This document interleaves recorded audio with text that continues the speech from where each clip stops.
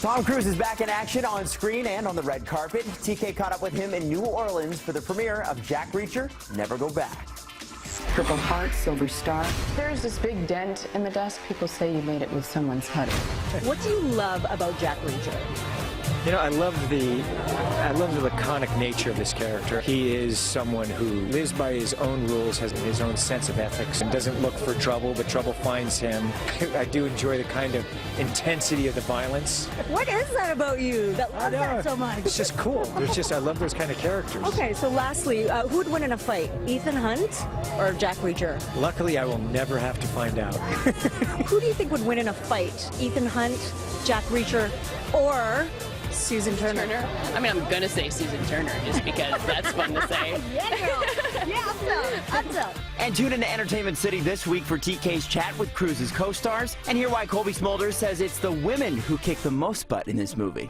What I said is nothing compared to what Bill Clinton has done, okay? Alec Baldwin showing off his acting chops once again as Donald Trump, as Saturday Night Live used the second presidential debate as fodder for the show, and it turns out the real Donald, not a fan. Trump shared a scathing review on Twitter, writing, "Watched Saturday Night Live, hit job on me. Time to retire the boring and unfunny show.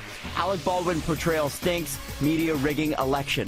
By the way, Donald wasn't the only Trump getting spoofed. His wife, Melania, got her own version of Beyonce's Lemonade with Melania-nade.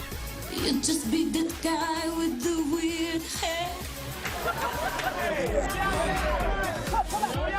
Speaking of Beyonce, Queen Bee is proving once again that nothing can stop her, not even a ripped earlobe. Here's what happened. Beyonce was halfway through her set at this weekend's Title X 1015 concert in Brooklyn when her amazing Rapunzel braid turned into a dangerous weapon, ripping out her earring. But a little blood can't stop Beyonce. She briefly acknowledged the injury.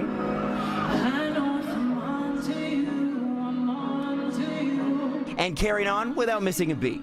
People like to believe in fairy tales. Don't let it be forgotten. Natalie Portman is already getting Oscar buzz for her portrayal of one of America's most iconic first ladies in the biopic Jackie. Terry caught up with the Academy Award winner in New York over the weekend. Here's a sneak peek. There really are three defining Jackie traits: the hair, the voice, and the wardrobe. Yes. Which one helped your transformation the most, Natalie? Well, I think all of it's helpful, and of course the appearance helps you be more believable to people who are having to deal with reconciling the fact of an image that they know really well, and of course an actor that isn't necessarily the copy of that. But the voice, I think, was very helpful because it gave an ability to show the difference of how she was in public and in private, the person she wanted to present herself to the world as, and the person she really was.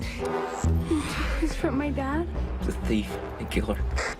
If you make me chase you, it's gonna get mean. Canadian indie flick Mean Dreams is both dreamy enough and mean enough to be described as a coming-of-age thriller. Terry spoke with the two young Canucks at the helm of the backwoods crime story. You think I'm a bad man? I'm a tooth fairy compared to what's coming. How nervous were each of you to take this on, knowing that the whole movie really relies on your performances? I think we try not to think about it, because if you put too much pressure, then you just, you won't be able to handle it. A lot of it depends on who you're working with, and when you're working with someone as talented as Sophie, it helps a lot, because half of acting is building off who you're acting with. Mean Dreams hits select theaters Friday, and you can tune in more at that point to see Terry's chat with the stars.